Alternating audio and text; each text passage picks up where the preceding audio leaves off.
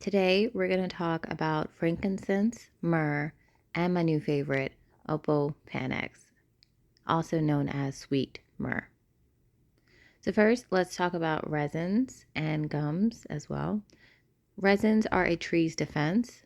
When a tree is tapped into, bruised, or grazed upon by insects, the resin forms to kind of seal or heal the wound. So resins do the same thing on our skin. They help our skin to heal scars, wrinkles, and other imperfections. So while resins and gums may kind of act the same way, they're not the same. Resins are water soluble while gums are not. So you want to make sure you know which one you're dealing with so you know the best way to extract it. So now let's go ahead into some of the benefits of each of them. So frankincense, myrrh, and opopanax are all expectorant.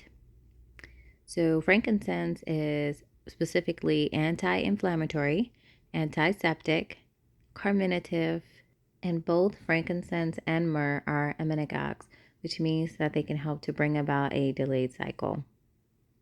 So some of the other benefits of frankincense are going to include hormone regulating properties, menstrual issues, stretch marks, scar tissue, blemishes, stress, anxiety, respiratory system issues such as coughs or bronchitis.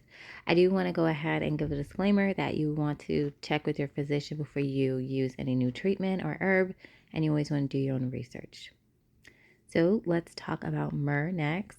We can see that it is a little bit darker. It looks a little bit different than frankincense. It's also anti-inflammatory, antimicrobial, it's stomachic, and as I said, it is an emmenagogue like frankincense. And you probably know that frankincense and myrrh were both mentioned in the Bible. So some of the uses for myrrh include gum health, athlete's foot, eczema, ringworm, and arthritis, asthma and coughs, colds, and for the digestive system for issues such as flatulence. So as you can see that the gums and resins all have wonderful uses for the skin and also for the respiratory system. So now let's talk about Opopanax. And before I continue, I also want to point out that all of these herbs are actually native to East Africa. So Opopanax is expectorant, it's antiseptic, and it's antispasmodic. Not as much information is found on this herb, also known as sweet myrrh, and I just think that it's not as popular, but it's known to have properties that are similar to myrrh.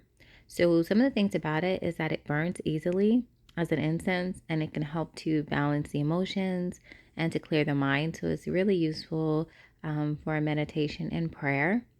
And it's also useful for digestive system issues, again, like myrrh, used for diarrhea or indigestion. I enjoy its sweet aroma. It's balsamic and warming, and I love it better than frankincense and myrrh for this.